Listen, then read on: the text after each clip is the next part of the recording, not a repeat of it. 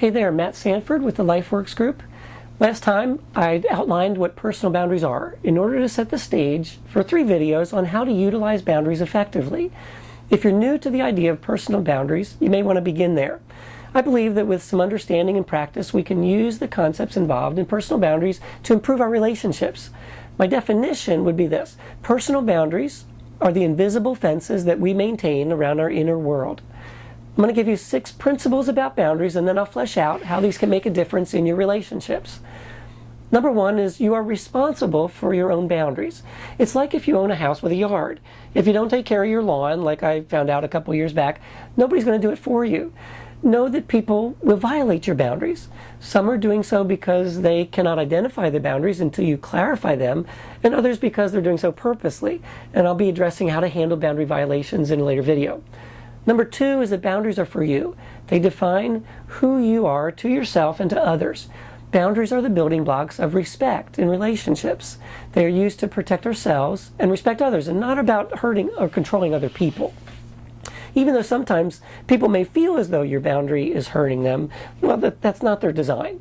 Number 3 is that boundaries are flexible and changeable. For the most part, this is determined by what boundary is needed to keep us safe.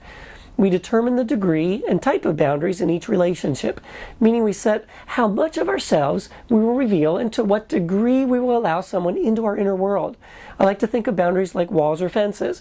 And so this means that with some people we'll set these high brick walls, and with others it'll be a chain link fence. Number 4 is the goal of establishing and maintaining boundaries is not just protection. If that were so, we would erect castle walls all around us and keep everything out. No, boundaries are about keeping out the bad, but also letting in the good. And that means that boundaries are just as much about healthy connections. Number 5 is that boundaries can be learned. By maintaining good boundaries with another person, we invite them to develop healthy boundaries as well. Number 6 is that because boundaries are the building blocks of respectful relationships, they are about love. I believe this is a big one for many. They fear establishing boundaries with others because they mistakenly believe that boundaries are unloving. I'll be going more into this more fully in the next video. So, how do I build better relationships? I want you to think about a relationship that you are struggling in. Maybe you've been hurt by this person. Now, consider the ways that they have violated your boundaries, and also how you have allowed this to happen or not represented your boundaries to them effectively.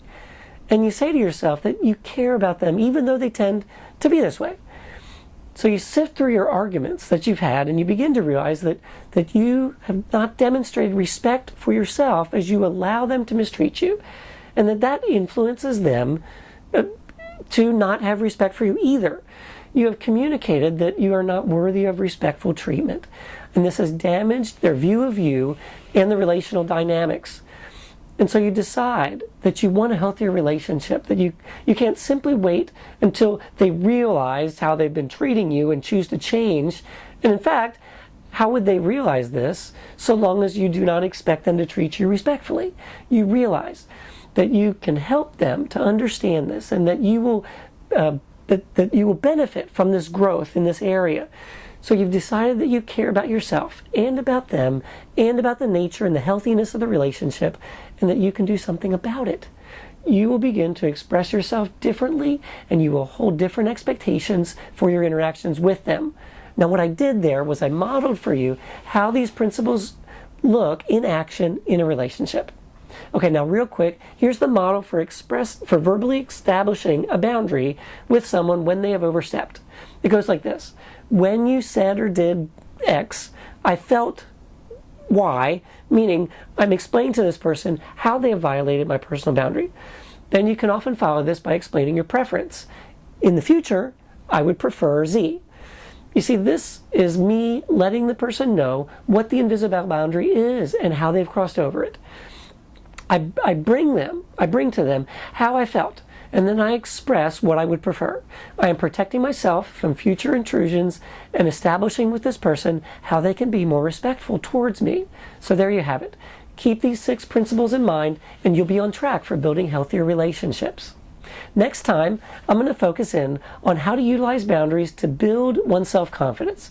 If you have any questions or would like to schedule an appointment with me, you can call or you can email me or contact my office at 407-647-7005.